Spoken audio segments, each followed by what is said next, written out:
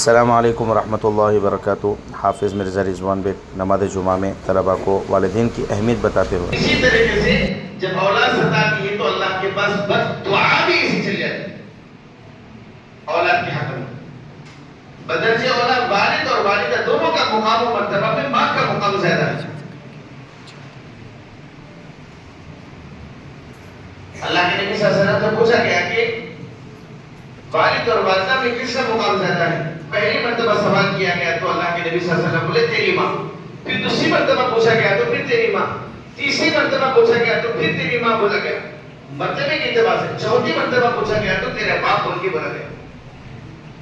تو چوتھے نمبر پہ والد کا مقام و مرتبہ ہے، لیکن جب والد کے والدہ جب ہاتھ اٹھا کے اپنی اولاد کے حق میں دعا کرتے ہیں تو اللہ کے پاس بددعا بھی ایسے ہی بغیر آ کے چلے جاتے ہیں۔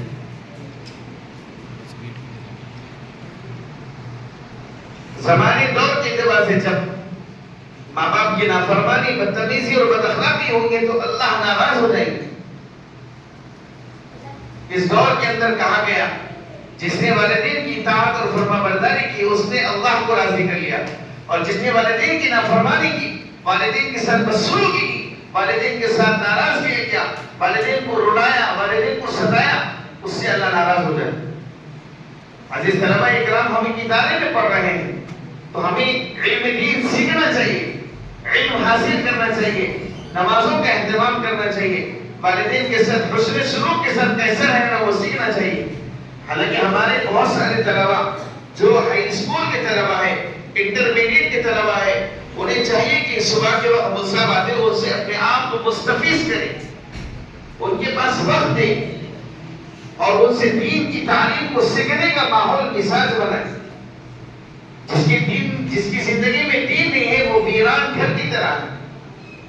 ہمارے ایمان کو مضبوط کرنا ہے۔ صحابہ اپنی زندگی کے اندر اپنی اولاد کو قربان کر دی، اپنی بیویوں کو قربان کر دی، اپنے مال کو قربان کر دی، کس کے لیے؟ ایمان کے تحفظ کے لیے، ایمان کو بچانے کے لیے، اپنے ایمان کو مضبوط کرنے کے لیے۔ ہمیں بھی وقتی قربانی دینا چاہیے، ہمیں اللہ سے مانگنا چاہیے، اللہ سے خوب دعائیں کرنا چاہیے، اللہ کو منوانا چاہیے، اللہ کو راضی کرنا چاہیے۔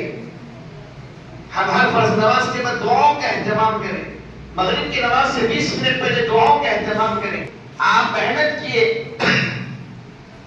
آپ کی محنت کے اوپر سے آپ کو کامیابی نہیں ملی، آپ کی محنت اللہ کی قدرت کاملہ کے ذریعے سے آپ محنت کریں، اس محنت کا نتیجہ اللہ تعالیٰ نے آپ کو 10 سے انٹر میں بھیجا، انٹر سے آپ کو ڈگری میں بھیجا، ڈگری سے آپ کو بڑے بڑے عہدوں میں اللہ تعالیٰ پہنچا۔ تو لہذا ہم سب کو آج کے خلاصے کلام کی بات یہ ہے کہ ہم تمام طلباء علم حاصل کرنے کی غرض سے یہاں پر آئے ہیں، تو ہم سب کو چاہیے کہ ہمارے اندر اخلاص، محبت، للہیت، عافیت، نرمی، پیار، عزت، احترام، اعلیٰ علم کا ادب ضروری ہے۔ تو وہ استاد اس پیپر لانے پر یہ منشا سمجھ کے